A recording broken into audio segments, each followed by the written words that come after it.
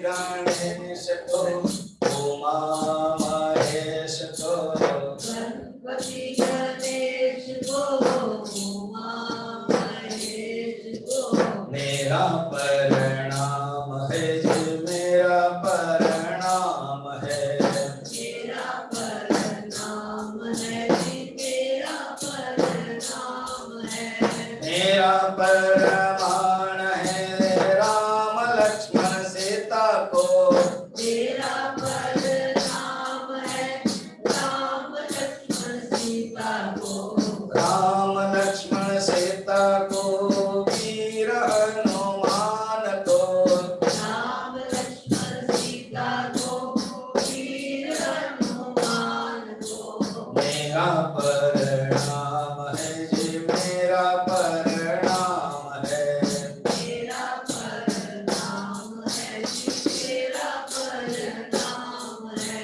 मेरा प्रणाम है बाबा भोले शंकर को, मेरा प्रणाम है बाबा भोले शंकर को, बाबा भोले शंकर को, गिरिजा के नाथ को, बाबा भोले शंकर को, गिरिजा के नाथ को, मेरा प्रणाम है जी, मेरा प्रणाम है, मेरा प्रणाम है जी, मेरा प्रणाम है, मेरा प्रणाम है, मेरा प्रणाम है, मेरा प्रणाम है।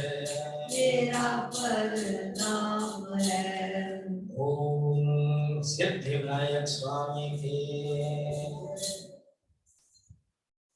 बोल सिद्धि विनायक स्वामी के, जय सद्गुरुनाथ महाराज के,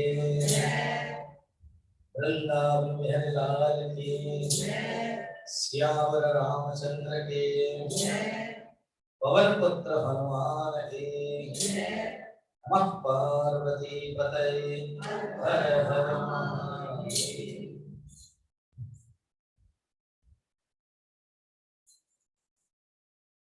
भारत की असली संपत्ति क्या है? यही उपनिषद और गीता। उपनिषद गहन तत्व है, उसी उपनिषद का सार गीता जो सर्वमान्य है। इसलिए उपनिषद के बदले गीता की महत्ता बहुत है।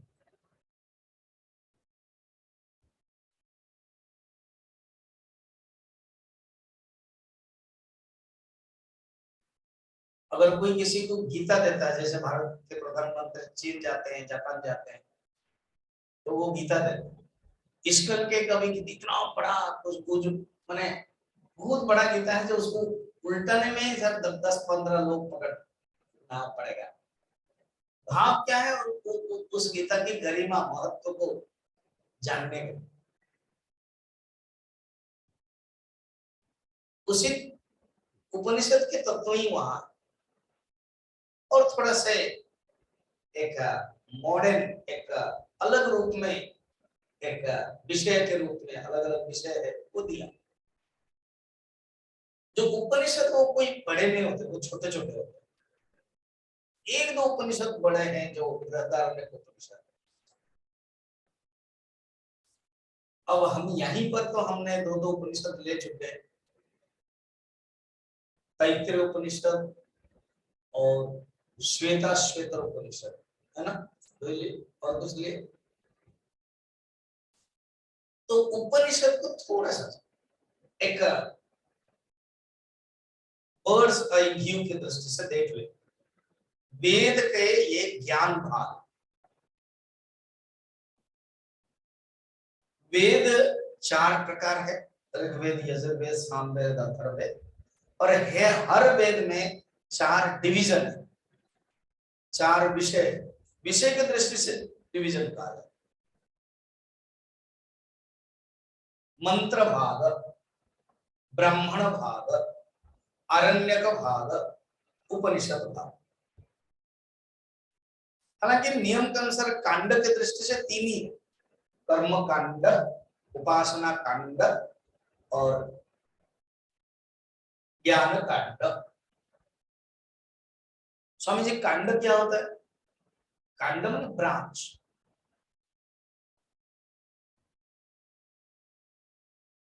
ये जो कर्म कांड है वो मंत्र भाग और ब्राह्मण भाग को मिलाने से कर्म कांड है, और वो ज्यादा है, 80%।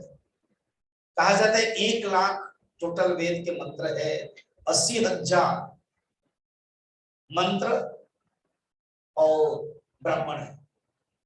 स्वामी दयानंद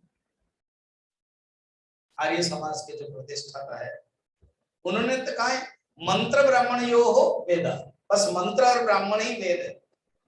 बाकी जो उपासना है और ज्ञान है वो कैसा है ना, प्रक्षेप का, प्रक्षेपण बाद में जुड़ा हुआ है, या प्रस्तुति मात्र, प्रस्तुति के लिए है, या बीच बीच में जो कमर्शियल ब्रेक बोलते हैं ना, जैसा हवन हो रहा है, यज्ञ हो रहा है, तो ब्रह्मा को बीच बीच में थोड़ा सा कमर्शियल ब्रेक करना पड़ता है, वो ऐसे ही उपनिषद थोड़ा ज्ञान बता दिया इस ढंग से, क्योंकि ज्ञान को महत्व उन्होंने नहीं दिया जितना महत्व दिया हवन को, यज्ञ को।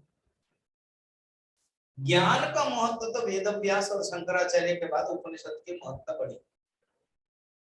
ब्रह्मसूत्र जब लिखा तो उपनिषद के आधार पर तब महत्ता बढ़ी, और उसको और महत्ता बढ़ा दिया आचार्य शंकर ने। उपासना को आरण्यक कहते हैं, आरण्यक अर्थात जितने सब कंटेम्पलेटिव पोर्शन है वो सब उपासना है, जितने सब प्रेस्क्राइब्ड फॉर्म है, कर्मकांड एप्लीकेशन फॉर्म है, वो है मंत्र भाग, ब्राह्मण भाग, और जितने ज्ञान पोर्शन है वो है उपनिषद। उपनिषद ऐसे कम है, ज्यादा नहीं, 4,000 है। 80,000 हो गया मंत्र भाग, 16,000 हो गया उपासना भाग, बस 4 ही हजार है। और 108 उपनिषद है, 108 उपनिषद। उपनिषद माने क्या है? उपनिषद। आचार्य शंकर भाष्य में कहते हैं उपनिषद यति सर्वान अर्थक संसारम विनाशयति। अर्थात उपनिषद, उपनिषद माने फर्स्ट ऐसे समझ ले, उपनिषद माने एक ग्रंथ, समझिए। अभी आपके हाथ में क्या है ना, अमृतविंदु उपनिषद, क्या पढ़ रहे हो? अमृतविंदु उपनिषद, इसका अर्थ एक ग्रंथ है। आचार्य शंकर कहते नहीं, वो अर्थ नहीं है। उपनिषद तो ब्रह्म विद्या इति उच्यते। भाष्य में कहते हैं उपनिषद तो ब्रह्म विद्या है, गौण वृत्तिया तो ग्रंथ इति उच्यते। गौण वृत्ति से सेकेंडरीली, प्राइमरीली कहा है उपनिषद इज ब्रह्म विद्या। फिजिक्स माने क्या? तो फिजिक्स इज नॉट ए किताब, फिजिक्स माने स्टडी ऑफ मैटर, नॉलेज। उसको जब शब्द के रूप में रखते हैं वो बन जाते हैं किताब। केमिस्ट्री माने क्या? बॉटनी माने क्या? तो वो एक नॉलेज है, ज्ञान है। वो ज्ञान को जब शब्द के रूप में रखा जाता है वो किताब बन जाती है। बिना किताब में वो जब हम संग्रह करते हैं तो वो किताब ही बनना पड़ेगा। पहले पोथी थी और अभी किताब प्रिंटिंग सभी सुविधा है। मगर उपनिषद का अर्थ बड़ा सुंदर आचार्य ने दिया। उपनिषद, उप माने सामीप्य, नी माने निश्चयेन, सद माने बैठना। तो निकट बैठ करके गुरु के मुख से सुनना, उसको कहते हैं उपनिषद। ये हो गया ब्रॉड मीनिंग, अर्थात गुरु के सामने बैठ करके करना है। पहले तो जमाने में ऑनलाइन नहीं था। अगर आचार्य के शंकर में ऑनलाइन होता तो भी वो लिख देते उपनिषद गुरु के सामने बैठ करके करना है, ब्रैकेट में नो ऑनलाइनम।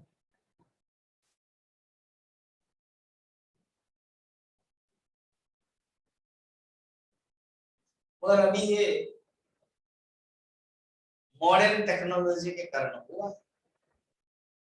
और एटलीस्ट क्या है ऑनलाइन में फायदा है लग रहा है कि गुरु पास में बैठ के प्रवचन कर रहे हैं, है ना? आप लोग भी सुनते हो, सब लोग सुनते हो, लगता है पास में बैठ, ये रिकॉर्डिंग भी नहीं, रिकॉर्डिंग भी लगता है कि हाँ रिकॉर्डिंग, पर जब लाइव है तब रिकॉर्डिंग अलग है, लाइव अलग है।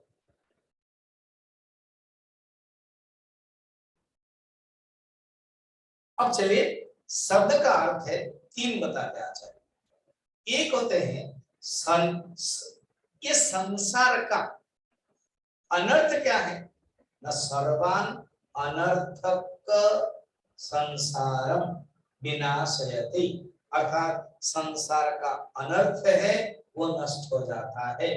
और द्वितीय क्या है, संसार कारणभूतम अविद्याम शिथिलयति, याद रखना, अर्थात संसार नष्ट हो जाता है।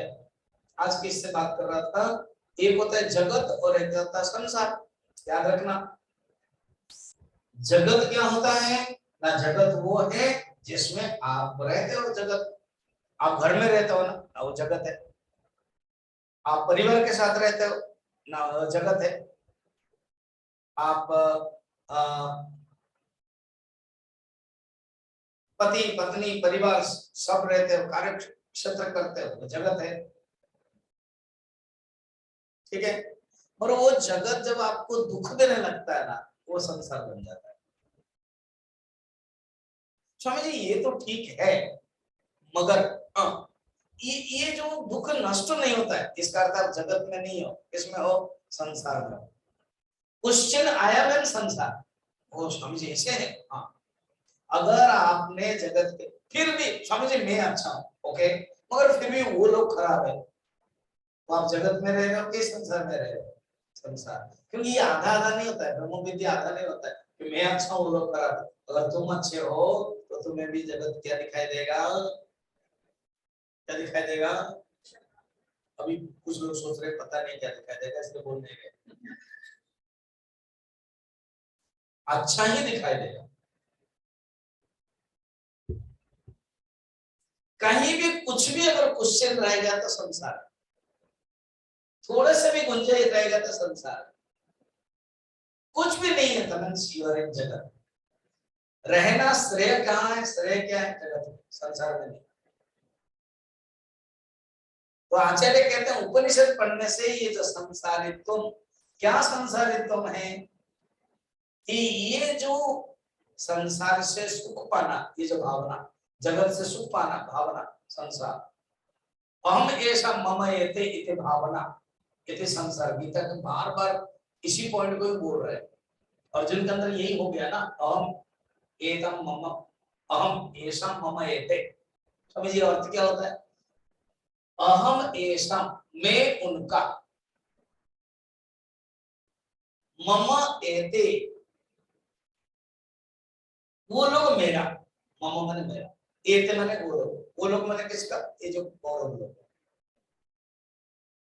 अहम ऐसा मैं उनका, और मम एते, बस यही दुख का कारण है, आइडेंटिफिकेशन। कहते हैं उपनिषद पढ़ने से संसार नष्ट हो जाता है। उपनिषद पढ़ने से जगत नष्ट नहीं होता है, याद रखना, संसार नष्ट होता है। उपनिषद पढ़ने से जगत मिथ्या लगेगा, ब्रह्म सत्य जगत मिथ्या, और जगत नष्टम नहीं बताया, किम नष्टम, संसार नष्टम। इसका मतलब क्या है, जगत जैसे तैसे रहेगा, और जो जगत के प्रति जो एटीट्यूड है, जगत के प्रति जो भावना है, जगत प्लस अपना विजन, जगत प्लस अपनी कल्पना, जगत प्लस अपना विचार इज इक्वल टू संसार, वो नष्ट हो जाएगा। तो जो अपने अपने चीजें सब है ना, अहम ऐसा मम एते, जो संकल्प वो नष्ट हो जाएगा। ये अर्थ है उपनिषद का। सेकेंड अर्थ क्या पता है, ये जो संसार का कारण क्या है, वो तो कार्य नष्ट होगा, और कारण क्या है, संसार कारणम कारणभूतम अविद्या, अविद्या ही संसार का कारण है, अज्ञान ही संसार का कारण है। तो ज्ञान होने पर अज्ञान नष्ट करेगा, अज्ञान शिथिल हो जाएगा। अच्छा, तृतीय सद का अर्थ क्या है ना, ब्रह्मम गमयति। सद का दूसरा अर्थ है गमयति, अर्थात पहुंचा देता है। कहाँ पहुंचा देता है? ब्रह्म के पास। गंगा का अर्थ क्या होता है? ग मने ब्रह्म, गम, ग मने ज्ञान, ज्ञान के तरफ जो पहुंचा देता ना, गम गंगा, गम गा, गम गमयति थी गंगा। ऐसे उपनिषद, तो सद का तीन अर्थ हुआ। संसार को नष्ट कराता है, संसार के कारण को, अविद्या को नष्ट करा जाता है, और भगवान जो ब्रह्म है, वो जो परमात्मा है, उसके पास ले लेती है। और ये ज्ञान गुरु के पास रह करके पढ़ते हैं। और ज्ञान मुंडक उपनिषद में कहते हैं ना, ज्ञान दो प्रकार, एक है द्वे विद्ये वेदितव्ये इति भस्म तद ब्रह्मविदो वदन्ति पराच अपराचैव। दो प्रकार की विद्या है, परा है और अपरा विद्या है। तो जो अपरा विद्या, ये वेद आदि सब है, ऋग्वेद यजुर्वेद आदि सब अपरा विद्या, मगर उसी से जो मूल उपनिषद है, जो ब्रह्म विद्या है, वो परा विद्या। अब चलिए डायरेक्ट हम प्रवेश कर रहे हैं अमृत बिंदु उपनिषद। स्वामी जी, मैं कभी, कोई बोल सकता है इसमें से, तो आप लोग तो सुन चुके हो कुछ कुछ, कोई जो नए हैं लगभग 65 लोग हैं, तो उसमें से वो बोले स्वामी जी, हाँ, हम ना पहले बार उपनिषद सुनेंगे। वेरी गुड, ऐसा कोई बोल सकता है? पहले बार उपनिषद सुनेंगे एंड एक्साइटेड है। जब आपने एडवर्टाइजमेंट दिया, और ये जो अमृत बिंदु उपनिषद का जो मैंने पैम्फलेट किया ना, वो अमृत बिंदु उपनिषद का कवर बना है ना, उस कवर को मैंने बनाया नहीं really, वो ममता जो है जगन्नाथ देवी, वो बनाते थी, बड़ा सुंदर क्रिएटिव बनाते थे, उसने बनाया। हमारा जो किताब है ना, तो मैंने उसको किताब भेज दिया था, किताब उन्होंने बड़ा सुंदर से बनाया, उसमें फूल दिया। अर्थ क्या है उसमें? जो हमारा शिष्यंत ने जो बनाया, उस शिष्यंत ने वो अर्थ है, ये संसार सागर है। पीछे किताब देखो, वो वाला, ये नहीं, ये, इसलिए मैंने इनको दिया दिखाने के लिए। ठीक है, दिखा सकते वो वाला। इसमें क्या है? पीछे है माने संसार सागर, ये एक संसार सागर, इससे आप दूर नहीं हो सकते, इसको आपको रहना पड़ेगा। कैसे रहना है ना? अमृत बिंदु उपनिषद पढ़ करके पद्मपत्र जैसा रहना। देखो लिखा पद्मपत्र है ना उसमें। अब जब पद्मपत्र जैसा रहोगे, तो क्या अपने आप का आपका जीवन फूल जैसा हो जाएगा। देखो फूल भी है, उसमें फूल नहीं है, इसमें इन्होंने डाला है ना। हाँ हाँ, नहीं नहीं, फूल नहीं डाला, इन्होंने फूल डाला। और ये है आपका जीवन आनंद स्वरूप पुष्पम। ये तो अमृत बिंदु उपनिषद, वो छोटी उपनिषद, ओनली 22 श्लोक, 22। ये अथर्व वेद में से आया हुआ। कुछ लोग इसको कृष्ण यजुर्वेद भी कहते हैं, कृष्ण यजुर्वेद से आया है, कुछ लोग अथर्व वेद से आया मानते हैं। जो भी है, लगता ही अथर्व वेद से। इसके भी एक शांति पाठ है। अब देखो शांति पाठ होगा, पढ़ते हैं। ओम भद्रं कर्णे शृणुयाम देवाः,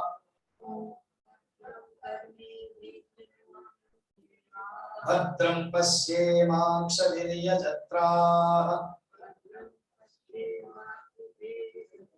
स्थिरैरङ्गैस्तुष्टुवागुंसस्तनूभिः,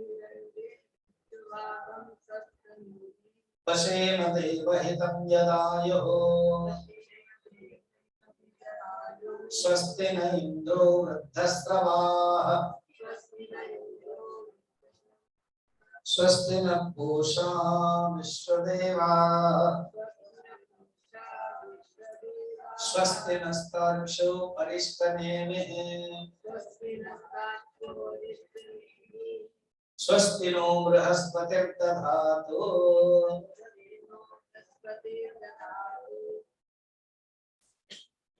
हर कोई उपनिषद में शांति पाठ है। शांति पाठ जो प्रसिद्ध मंत्र है ना, आप लोग गाते हैं, ओम सहना भवतु सहनौ भुनक्तु सह वीर्यं करवावहै तेजस्विनावधीतमस्तु मा विद्विषावहै। ओम शांति शांति शांति। ये सब स्कूल में, वर्ल्ड के सब स्कूल में ये सीखना चाहिए, टीचर एंड स्टूडेंट, वर्ल्ड के, नॉट ओनली भारत में। क्यों इतना सुंदर है, दोनों हम टीचर एंड टॉप, माने हमारी चीजों को जर्मन में अभी प्रैक्टिकल हो रहा है। बहुत स्कूल्स है जो क्लास से पहले ऐसे कोई मंत्र पढ़ करके, कोई भी मंत्र जो जैसे जैसे संस्कार मिला, कोई ये भी होता है, कोई दूसरे भूत है ना। हमारे जो हिंदू धर्म है ना, वो बफे सिस्टम, और इतना आइटम्स है, 188 आइटम्स है, और उपनिषद ही, फिर गीता है, क्या क्या आइटम्स है, कितना खाओ, देख के ही पेट भर जाता है। जब शादी जाते हैं उसका नाम स्टार्टर, क्या स्टार्टर से तो भर्ती हो गया, फिर क्या खाओगे, फिर डेजर्ट, नाम बड़ा गजब दिया होगा, पहले स्टार्टर, फिर बीच में, फिर डेजर्ट। सोचो इतना वेराइटीज, कुछ भी लो, कुछ नहीं, रामचरितमानस ले लो, हनुमान चालीसा ले लो, क्या ब्यूटीफुल है। इसको छोड़ के पता नहीं अलग अलग क्यों मनुष्य संसार में जाता है। सुखदेव जी ना परीक्षित कहते, ऐसे भगवान तत्वों में जितना रस उठता है, ये छोड़कर के क्यों मनुष्य इधर उधर जाता है। वेणुगीत में गोपियां कहती है, हमारे आंख तरसती है भगवान को देखने के लिए, जब एक बार आंख तरसती है भगवान को देखने के लिए, ये आंख फिर दूसरी चीज को देखना ही नहीं चाहती। और एक मिनट देखो ना, क्या हुआ, ये बात नहीं है रे गोपी ना, क्या, अरे जहां जाएंगे कान्हा ही दिखाई देते हैं, तुझे नहीं दिखाई देता है, मुझे तो कान्हा ही दिखाई देता है। कैसे, जीते दिखे देती श्याम मई, ये बोल रहे, क्या ब्यूटीफुल। वेणुगीत में इसी होता है, सब लोग बातें कर रहे हैं कृष्ण के बारे में। तो जर्मन में श्लोक गा करके 5 मिनट, कोई फिजिक्स पढ़ाए, कोई कॉमर्स पढ़ाए, वो स्कूल से 5-10 मिनट मेडिटेशन कराते, और रिजल्ट हो गया, कहते हैं 2-3 साल में उसमें रिजल्ट अच्छा आता है, टीचर्स को भी अच्छा लगता है, गुस्सा नहीं होता है, ठीक से पढ़ाते हैं। सोचो तो कितना ब्यूटीफुल। नेदरलैंड एक है देश, नर्सरी से लेकर 6 क्लास तक गीता कंपल्सरी, श्रीमद् भगवत गीता।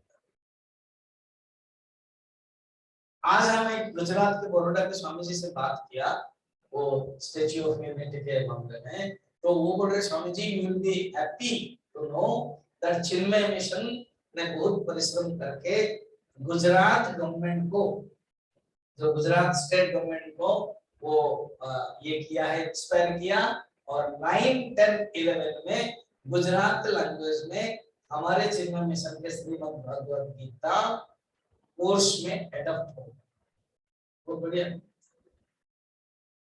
एंड मुख्यतः गीता है, उसके भाष्य अगर प्रेस्क्राइब किया जाएगा तो बताया जाएगा चिन्मय मिशन के गुरुदेव को, कोई दूसरा लेगा तो कोई मना नहीं, अगेन बफे सिस्टम है। पर गीता तो हुई ना, कम बात है। कुछ स्टेट तो मना करते हैं, केरल, बंगाल जैसा डरते हैं, कुछ स्टेट तो स्टार्ट किया, अच्छी बात, क्योंकि गीता कोई धर्म का नहीं, उपनिषद कोई एक धर्म का नहीं है।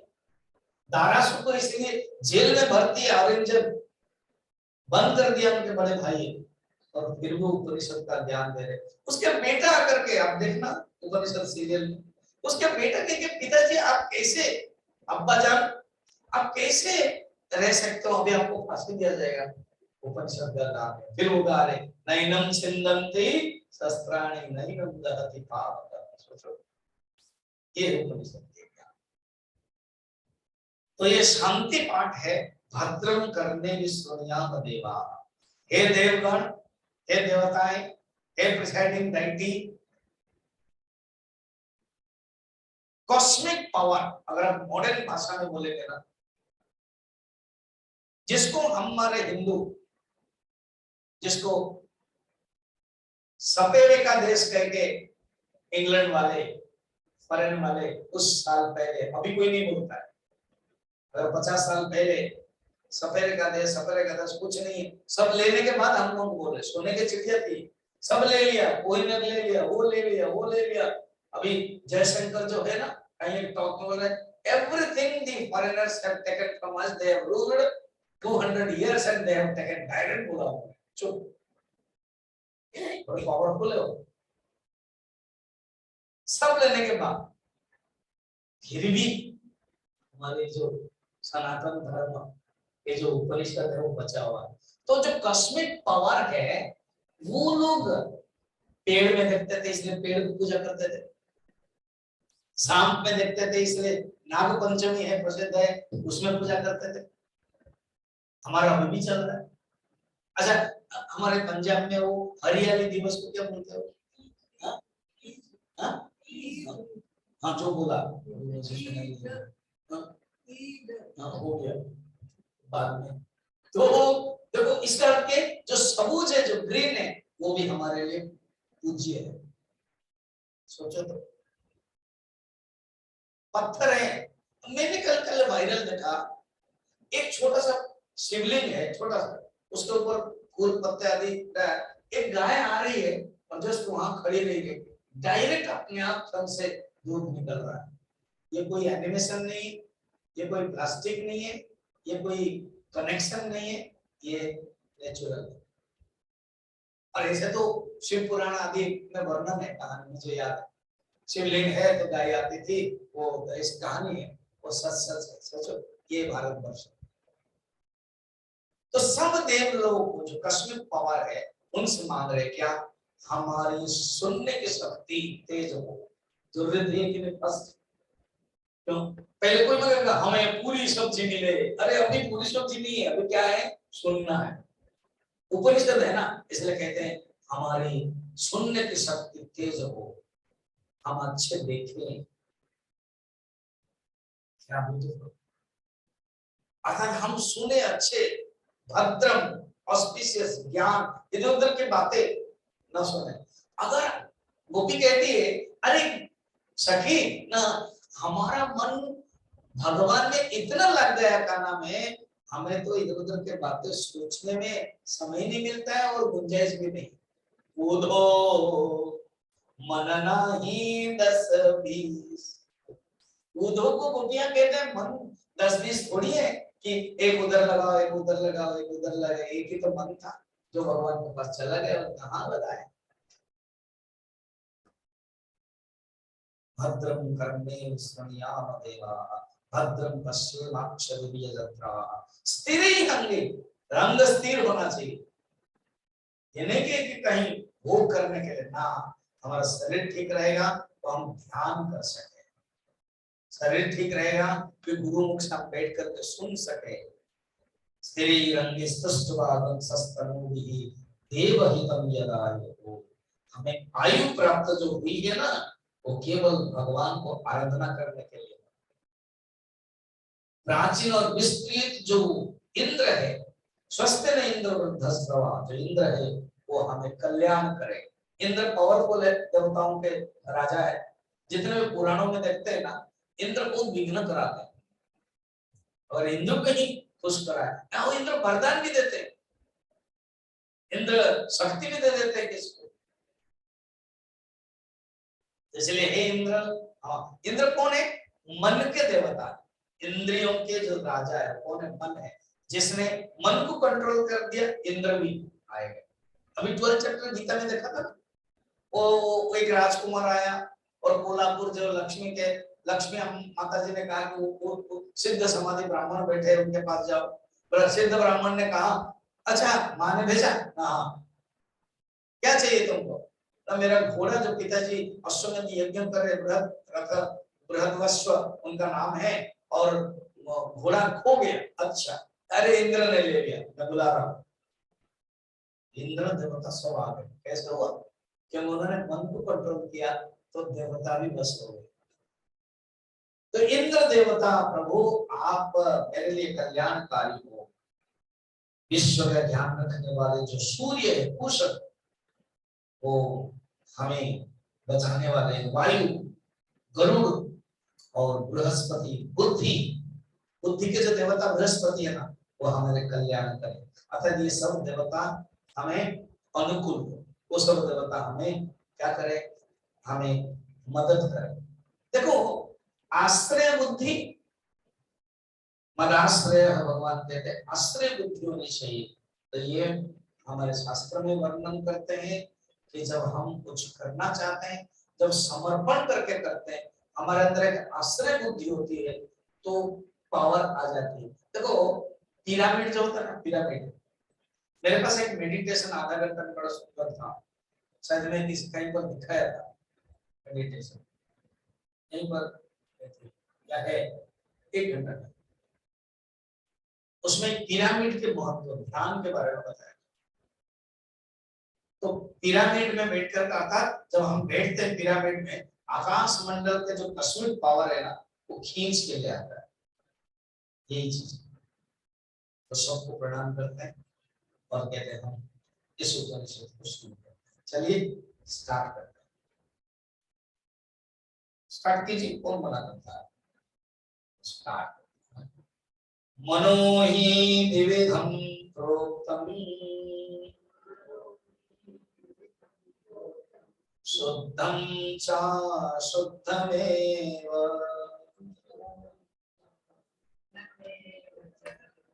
अशुद्धं काम संकल्पम् शुद्धं काम विवर्जितम्। डायरेक्ट शॉट कितना सुंदर है। और नो इंट्रोडक्शन। स्वामी जी आपने इंट्रोडक्शन दे दिया आधा घंटा, मगर उपनिषद के जो ऋषि है ना, स्वामी जी, हाँ, ये अमृत बिंदु उपनिषद के लेखक कौन है? ऋषि नाम क्या है बता। और ये जो उपनिषद है ना, इस उपनिषद के प्रचार बहुत प्रसिद्ध श्लोक है, वो आएगा, मैं बताऊंगा, पढ़ लेता। मनेव मनुष्याणां कारणबंध मोक्षयोः बंधाय विषयासक्तं मुक्तं निर्विषयं स्मृतं। 2 नंबर। फिर 10 नंबर, न निरोध न चात्पत्ति न बद्धो न च साधक न निर्मोक्ष न वै मुक्तः नित्येष परमार्थतः। फिर 18 नंबर, ग्रंथमध्यस्य निधाने ज्ञान विज्ञान तत्परः प्रह्लादमिव धन्यार्थी त्यजति ग्रंथमशेषतः। फिर 21 नंबर, ज्ञान नेत्रं समादाय उद्धरेत् बन्धीवत् परं निष्कलं निश्चलं शान्तं तद्ब्रह्माहमिति स्मृतं। ये 4 श्लोक अलग अलग उपनिषद में भी है। ये जो निरोध तो भूत उपनिषद में, ये गौड़पादाचार्य भी इस श्लोक को पसंद करते हैं, 10 नंबर वाला बोला था, इसलिए इस उपनिषद के महत्ता है। हाँ, और एक पॉइंट सुनो, एक होता है मेजर उपनिषद और एक होता है माइनर उपनिषद। मेजर माने ये फिल्म वाला मेजर नहीं, जैसे मिलिट्री वाला नहीं। मेजर माने मुख्य और माइनर माने गौण।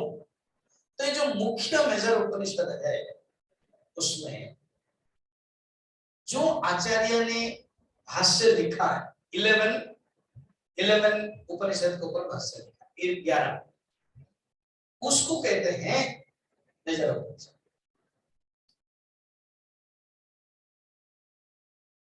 और बाकी छोड़ करके वो माइनर, ये माइनर है। कैवल्य उपनिषद माइनर। अभी इसके बाद मैं कोई एक ग्रंथ लूंगा, दरिद्र विवेक आदि, फिर उसके बाद कैवल्य उपनिषद ले लेंगे, वो भी बहुत छोटा है। तो उसमें सुविधा भी है, एक हफ्ता में समापन हो जाएगा, तो एक क्लैरिटी भी आएगी, कंटिन्यूटी भी रहेगी, सातत्यता। तो ये माइनर उपनिषद में आता है, मगर श्लोक बहुत इंपॉर्टेंट है। मैंने बताया 4 श्लोक है, 2 नंबर, 10 नंबर, 18 नंबर, 21 नंबर, अलग अलग उपनिषद में भी इसका है। अच्छा, इस उपनिषद को अलग अलग नाम से कहा जाता है। कोई ज्ञान बिंदु उपनिषद कहते हैं। इस उपनिषद का नाम क्या है? कौन सा उपनिषद पढ़ रहे हैं? आप बोल सकते हो, आपको पता, आप पढ़ा रहे हो, दूसरे पढ़ा रहे हो, याद नहीं है तो अमृत बिंदु उपनिषद। इसी का अन्य नाम में तेज बिंदु उपनिषद बोलते हैं, ध्यान बिंदु उपनिषद बोलते हैं, नाद बिंदु उपनिषद बोलते हैं। ऐसे ध्यान बिंदु उपनिषद में बिंदु का अर्थ है वहां पर बताया गया है। ये बिंदु नाम से अलग अलग नाम है, तेज बिंदु उपनिषद, ध्यान बिंदु उपनिषद, नाद बिंदु उपनिषद, ऐसे।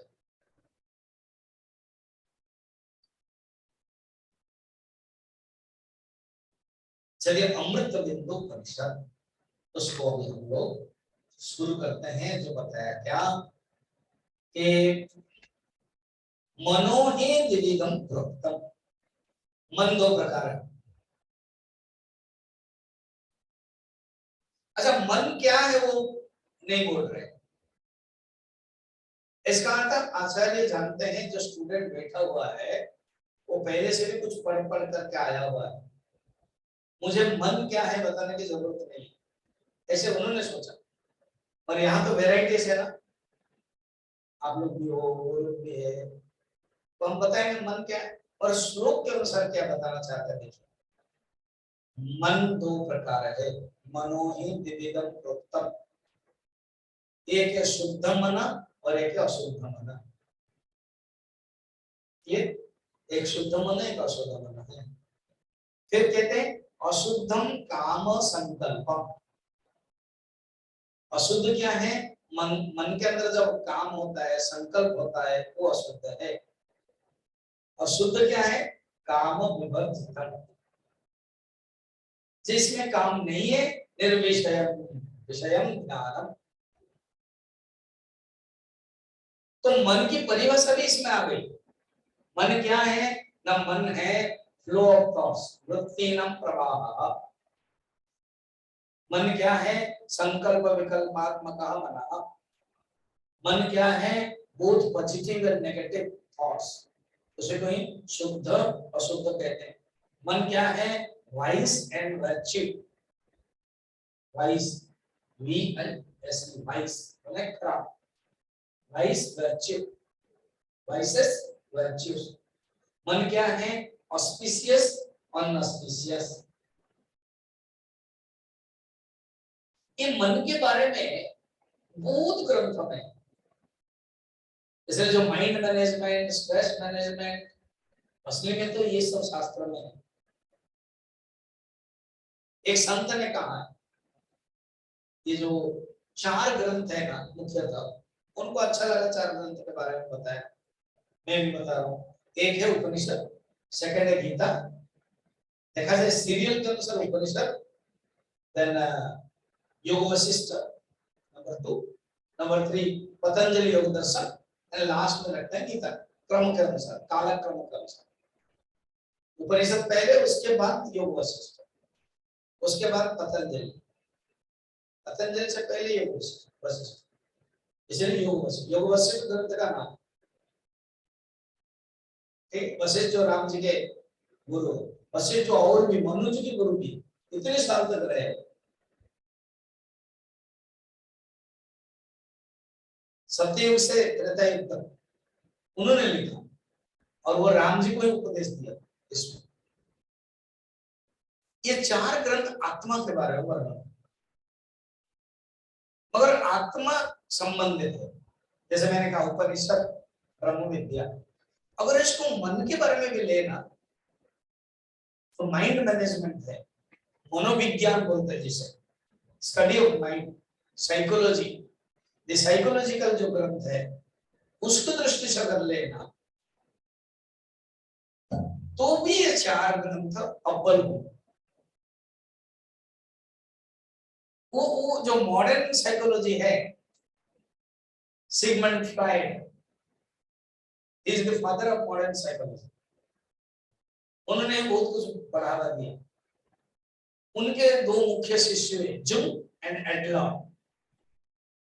फिर उन्होंने ब्रांच करवाया। ऐसे नहीं कि मॉडर्न साइकोलॉजी में नहीं है, normal psychology, subconscious mind, conscious mind, unconscious mind, super conscious mind, सब वर्णन है। सुपर कॉन्शियस माइंड वर्णन नहीं है, वो अरविंद ने डाला सुपर कॉन्शियस माइंड। गुरुदेव ने भी अपने प्रवचन में कहा है सुपर कॉन्शियस माइंड। फिर शब्द सब लोग प्रयोग करने लगे। तो अगर मन की स्टडी के दृष्टि से भी ये चार ग्रंथ प्रसिद्ध है। अगर ओल्ड टेस्टामेंट जैसा है, जैसे new testament and old testament, old psychology दृष्टि से अगर देखा जाए चार ग्रंथ प्रसिद्ध है। अगर साइकोलॉजी के बारे में जानना भी है, उपनिषद माने ब्रह्म विद्या का तो है, ब्रह्म के बारे में है जानना है चार ग्रंथ। मन के बारे में अगर जानना है तो यही ग्रंथ है चार, उपनिषद, योग वशिष्ठ, पतंजलि और गीता। अब योग वशिष्ठ में भी यही ढंग है, मैं इसलिए जोड़ रहा हूं, द्विविधो व्यासना भूयः, वो योग वशिष्ठ का मंत्र है। द्विविध वासना भूयः शुभश्च अशुभश्चेति। शुभ और अशुभ, यहां पर भी देखो शुद्ध और अशुद्ध, और वहां पर शुभ और अशुभ, ऑस्पिशियस एंड इनऑस्पिशियस। द्विविध वासना भूयः शुभश्च अशुभश्चेति वासना ओघेन शुद्धेन तत्र चेद अपनीयसे। कहते देखो तो वो एक है अशुद्ध और एक शुद्ध है, एक शुभ है और एक अशुभ है। ये अशुभ कैसे नष्ट होगी, वासना या कामना या डिजायर, बोलते शुभ के द्वारा। जैसे हमारा मन विक्षिप्त हो रहा है, हाँ तो एक अच्छा काम करो, शुभ ले आओ, वो ही शुभ क्या है ना। अच्छा, योग वशिष्ठ में कहते हैं तत्क्रमेण शुभेनैव पदम प्राप्स्यसे शाश्वतम। इसी प्रकार शुभ मन तुम लाओगे, फिर तो धीरे धीरे तुम परमात्मा की तरफ बढ़ जाओगे। शुभाशुभाभ्याम मार्गाभ्याम वहन्ति वासना सरित, ये बड़ा प्रसिद्ध मंत्र है, श्लोक है योग वशिष्ठ का, ये मुझे बहुत पसंद है। शुभाशुभाभ्याम मार्गाभ्याम, शुभ और अशुभ की दो रास्ता है, दो कैनाल है। कैनाल हम लोग समझेंगे, भाखरामंडल कैनाल है, अनेक सब नदी में कैनाल है। और वो कैनाल दो प्रकार होता है। एक कैनाल होता है केवल इरिगेशन, जिसमें पानी सिंचाई के लिए, और या तो जो भैंस है, गाय है, बकरी है, उस तट में स्नान कर सकते हैं। और एक कैनाल ओनली पानी पीने के लिए, ये ऐसे समझो। तो एक कैनाल वो गंदा हो सकता है जो इरिगेशन वाला, और गाय बैल आदि स्नान वाला, इवन धोबा आदि साफ कपड़े वाला। जैसे घाट होता है ना तालाब में, तो अलग अलग घाट है। एक घाट होता है ओनली माता लोग, स्त्री लोग स्नान करें, उसमें कोई नहीं जाएगा। और एक घाट होता है गाय गोरू को जाते हैं, और एक पुरुष होते हैं, और एक अलग अलग घाट होता है। इसी प्रकार तो हमारे मन में भी दो धारा है, तालाब जैसा नहीं है। हमारा जो मन है तालाब जैसा नहीं है, हमारा मन क्या है, नदी जैसा है, वो बह रहा है। तो ये जो बह रहा है, ये इससे अलग अलग है।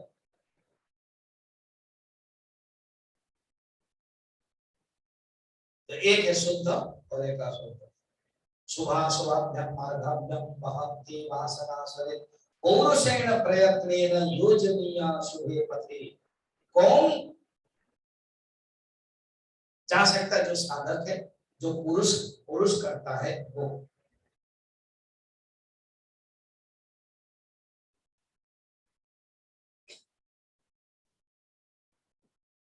मनोहि विदितम प्रोक्तम शुद्धम। ये जो अशुद्ध मन है ना, इम्प्योर है। जो अशुद्ध मन है उसका जो फल है क्या है, sorrow, दुख युक्त, स्ट्रेस वाला। डिप्रेशन, अगर मन में डिप्रेशन है ना, डिप्रेशन सप्रेशन वो अगर है तो क्यों होता है इसको जी? क्योंकि इंप्रेशन, तो डिप्रेशन सप्रेशन क्यों आता है? नहीं, इंप्रेशन पे था। इंप्रेशन माने वासना, संस्कार, टेंशन, एंगर, ये सब अशुद्ध मन का लक्षण, सिम्टम्स है। Detection, negative attitude, restless, stormy, stormy समझ रहे हो? स्टॉर्म, झोंका, क्या हो गया तुमको? बस किसी ने क्या कर दिया गलत, स्टॉर्मी। डिस्ट्रैक्टेड, डिजायरफुल, स्टबर्न, ये सब एक्सट्रोवर्टेड, रॉन्ग नोशंस, ये सब अशुद्ध मन का लक्षण। और ये अभी लगता है ना हमारे पास नहीं है। अभी जब बैठे हो ना सत्संग हॉल में, मुझे देख रहे हो, उधर कृष्ण भगवान को देख रहे हो, सुन भी रहे हो, लग रहा हमारा मन अच्छा है। मगर जब कहीं कुछ किसी ने बोल दिया तब शुरू हो जाता है ना। जैसे कोका कोला का बोतल पड़ा हुआ, वो कलर कॉफी कलर है, उसके अंदर फोम है, फोम समझ रहे हो? तो जो झाग और दिखाई नहीं दे रहा है, तो कहाँ है? नहीं, अच्छा कहाँ है? नहीं, अच्छा ठीक है, खोलो, हाँ हिलाओ थोड़ा, या तो पहले हिलाओ उसके बाद खोलो, वो सब चला जाएगा आपका। आप जो खरीदा है वो आधा ही चला गया, या तो कुछ नहीं है, थोड़ा नमक डाल दो, हिलाओ ना, फिर निकल जाता है। हमारे अंदर भी ऐसे, ये जो झाग मैंने बताया ना, कौन सा झाग? वही बताया ना, sorrow, stress, depression, tension, dejection, negative thoughts, restless, stormy, distracted, wilfulness, stubborn, extrovertedness, wrong notion, ये सब झाग है। ये दूर कैसे होंगे? दूर होगा माइंड काम एंड क्वाइट में, मेडिटेशन में, ध्यान में, कंटेम्पलेशन में। ये डेवलप करना पड़ेगा। शुद्ध मन का लक्षण क्या है? स्वामी जी, मेरा मन शुद्ध है कि मेरा मन अशुद्ध है, मैं कैसे जानूं? अगर ये सब है, ऊपर वाले अशुद्ध है। अगर मन काम एंड क्वाइट है, शुद्ध है, कंटेंटेड है, चीयरफुल है, पीसफुल है, हैप्पी है,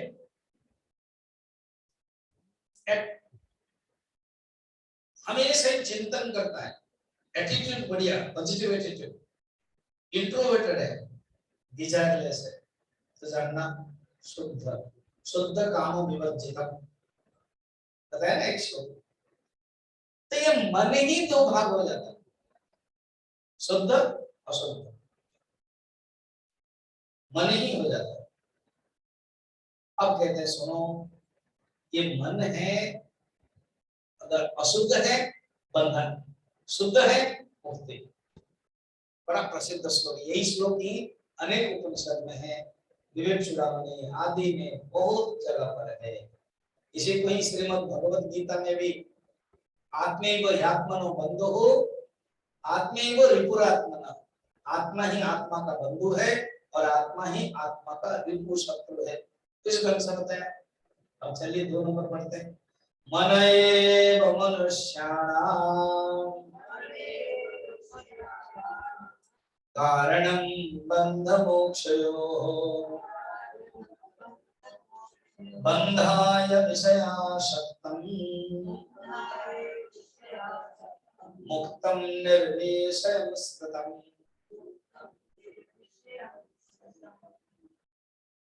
अब ये ना अर्जुन है ना हमारे हैं, ये उपनिषद के शिष्य है। इसलिए आचार्य जो बोलते होंगे, हे वत्स, हे सौम्य, सौम्य माने हे तात, ऐसे सब उपनिषद में संबोधन है।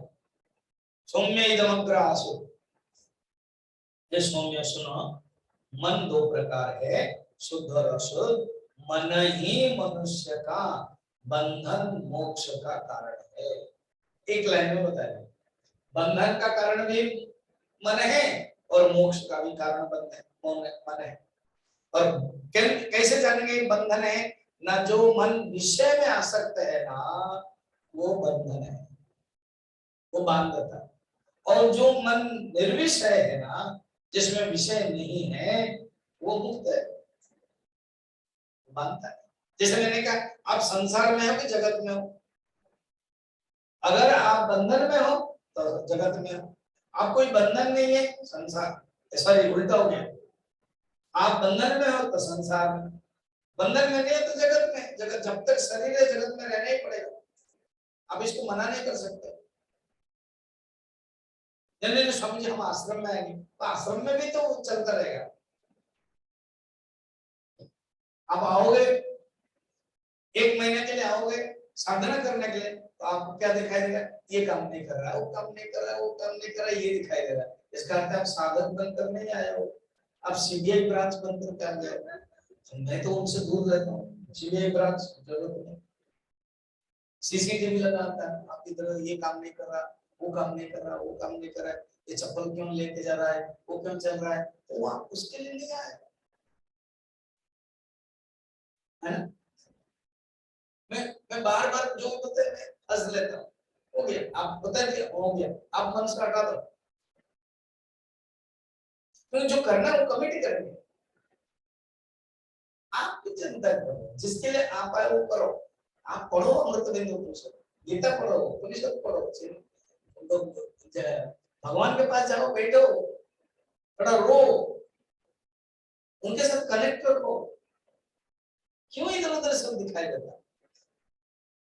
क्योंकि हमारा मन है, ये मन ही है। मन को लेकर के कहाँ जाओगे?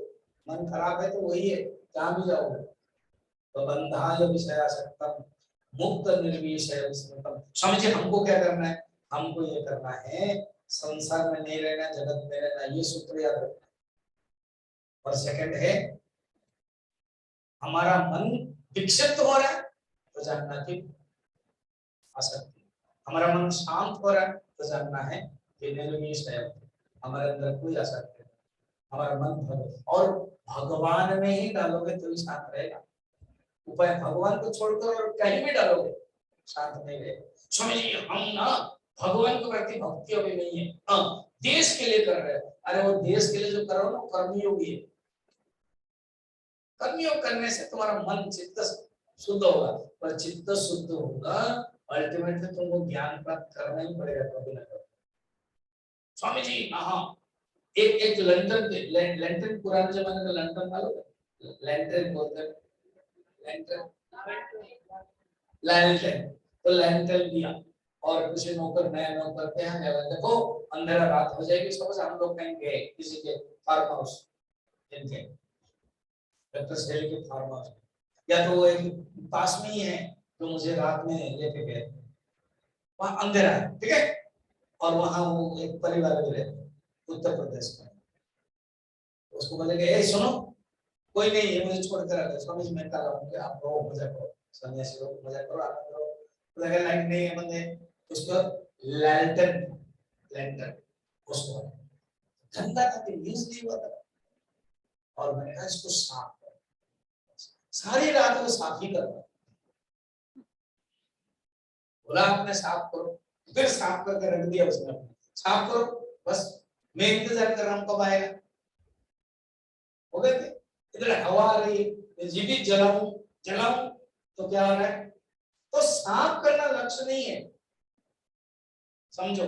साफ करने के बाद वो जो दिया जलाते हैं उसको प्रोटेक्ट करना लक्ष्य है। इसी प्रकार मन साफ होता है, कोई चित्त शुद्धि होता है, ये कर्मयोग करेंगे, दान करेंगे, आदि करेंगे, जो भी कुछ कर्म करेंगे ना वो सब साफ होता है। और मन जो साफ हो गया वो किसके लिए है? ज्ञान प्राप्त करने, पर हम वो नहीं करना चाहते, केवल साफ साफ साफ करके जिंदगी में पड़ा रहते हैं। यहाँ पर उपनिषद में कहते देखो तृतीय श्लोक में कहते देखो तुमको क्या करना चाहिए। जैसे साधक को मोक्ष को केवल चिंतन करना चाहिए, ज्ञान प्राप्त करना। यतो निर्विषयस्यास्य मनसो मुक्तिरिष्यते अतो निर्वशयं नित्यं मनः कार्यं मुमुक्षुणा। जब विषयों की कामना से रहित हो गया मन, वही मुक्ति है। निर्विषयं मनः ज्ञानम्, निर्विषयं मनः मुक्ति। मुक्ति क्या है? मुक्ति भागवत द्वितीय स्कंद 10वां अध्याय में, मुक्ति अन्यथा रूपम हित्वा स्वरूपेण व्यवस्थितम्। ये जो मन में अन्यथा रूप आ गया है, मन में बहुत अन्यथा रूप माने जगत के रूप, अपने ही अन्यथा रूप माने मैं शरीर हूं, अन्यथा रूप मैं मन हूं, मैं बुद्धि हूं, ये अन्यथा रूप, उसको हटा देना। अपने स्वरूप में, मन अपने स्वरूप में रहेगा। मन क्या है? देखो, मन इज इक्वल टू, याद रखना सूत्र, मन इज इक्वल टू चेतन प्लस विषय। कहते हैं ये जो मन इज इक्वल टू चेतन प्लस विषय, विषय हटा दोगे तो मन इज इक्वल टू क्या हो गया? चेतन। इसको ही मुक्ति है। और मोक्ष को यही करता रहना चाहिए। अतः निर्विषय नित्य मनः कार्य मोक्षणा, मोक्ष को ऐसे करते रहना चाहिए। सुंदर हो गया। ओम पूर्णमदः पूर्णमिदं पूर्णात् पूर्णमुदच्यते पूर्णस्य पूर्णमादाय पूर्णमेवावशिष्यते। ओम शांति शांति शांति। हरि ओम श्री गुरु